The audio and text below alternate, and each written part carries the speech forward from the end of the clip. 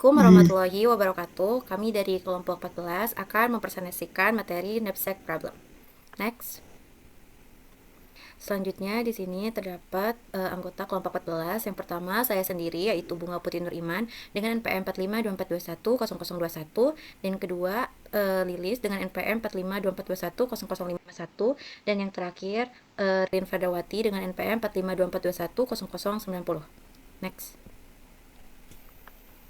Di sini saya akan menjelaskan tentang pendahuluannya, di mana knapsack problem adalah salah satu isu klasik, di mana di dalam desain dan analisis algoritma yang membahas cara memilih berbagai objek sehingga nilai total yang diperoleh bisa memaksimumkan tanpa melebihi batas kapasitas yang ditentukan. Masalah ini sering dibandingkan dengan sebuah knapsack yang memiliki limit berat, sementara setiap barang memiliki berat dalam nilai yang bervariasi. Nah, permasalahan optimal ini bertujuan untuk memilih barang dengan nilai maksimum tanpa memiliki kapasitas yang telah ditentukan. Setiap barang memiliki berat dan nilai yang berbeda sehingga diperlukan strategi pemilihan yang tepat. Knapsack problem banyak digunakan dalam kehidupan sehari-hari seperti manajemen sumber daya, pengalokasian anggaran, optimasi penyimpanan, serta pengambilan keputusan dalam bisnis dan industri. Nah, akan dibahas beberapa metode algoritma untuk penyelesaiannya, khususnya algoritma Grady yang kami pilih karena kesederhanaannya, kecepatannya, dan keefisienannya untuk kasus-kasus tertentu, terutama konsep algoritma Grady ini sangat sederhana dan efisien untuk kasus-kasus limit-limit kapasitas yang berlebihan. Next. Algoritma Grady adalah algoritma yang memiliki solusi terbaik pada setiap langkah berdasarkan kriteria.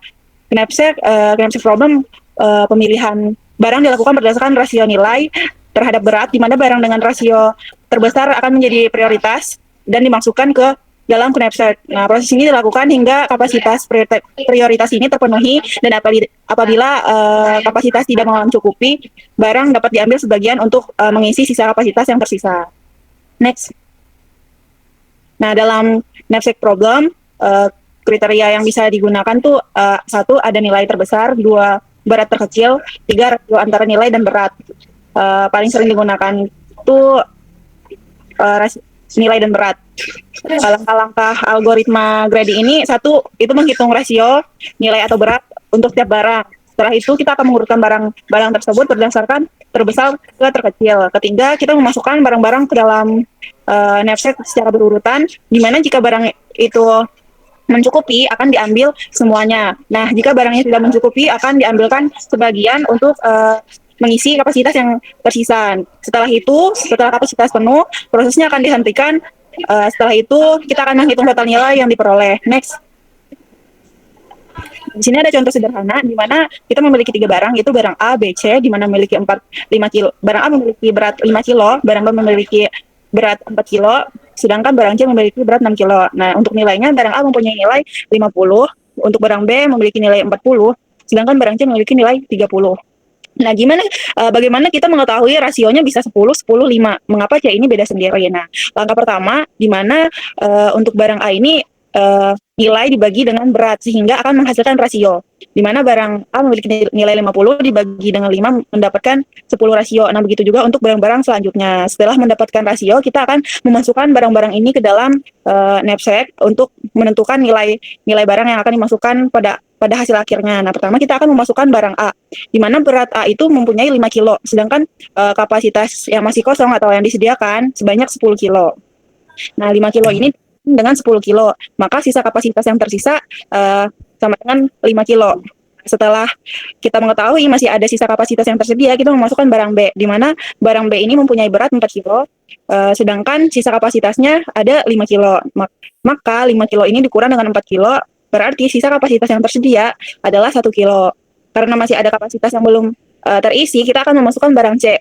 Tapi barang C ini kan memiliki berat 6 kilo, di mana melebihi kapasitas yang tersedia. Maka dari itu kita akan mengambil hanya 1 kilo barang dari C. Sehingga C dinyatakan nilainya hanya 5, karena barang yang diambil dari C hanya 1 kilo. Setelah kita memasukkan semua barang dan kapasitas penuh, prosesnya dihentikan, lalu kita akan menghitung hasil akhir. Nah, hasil akhirnya barang A 50.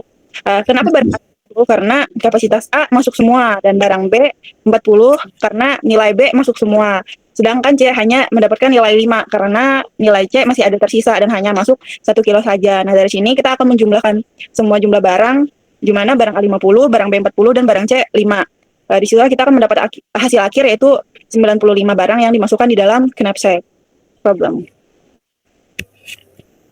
Nah, di sini yang pertama ada solusi optimal. Sekarang kita pahami dulu apa yang dimaksud dengan solusi optimal. Solusi optimal itu adalah solusi paling menguntungkan yang bisa kita ambil tanpa melanggar batas kapasitas knapsack. Artinya dari semua kemungkinan kombinasi barang yang ada, kita pilih satu kombinasi yang hasilnya paling maksimal. Nah, algoritma genetika digunakan karena dia tidak langsung mengambil satu solusi, tapi mengevaluasi banyak solusi sekaligus sampai akhirnya didapat solusi yang paling baik.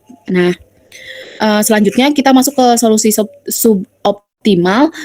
Solusi suboptimal ini biasanya dipakai kalau kita ingin hasil yang cepat. Kenapa disebut suboptimal? Karena proses pengambilannya tidak melihat semua kemungkinan, sehingga hasil akhir bisa saja bukan yang paling maksimal. Contohnya adalah algoritma greedy, di mana setiap langkah hanya memilih pilihan yang terlihat paling menguntungkan pada saat itu. Kalau kita bandingkan kedua pendekatan ini, greedy unggul dari segi kecepatan dan kemudahan implementasi, namun karena hanya melihat kondisi lokal, hasil yang diperoleh seringkali belum optimal. Sebaliknya, algoritma genetika memang lebih kompleks dan membutuhkan waktu lebih lama, tetapi mampu menghasilkan solusi yang lebih baik karena mempertimbangkan masalah secara menyeluruh. Selanjutnya di sini terdapat kompleksitas algoritma knapsack problem. Yang pertama di sini ada brute force.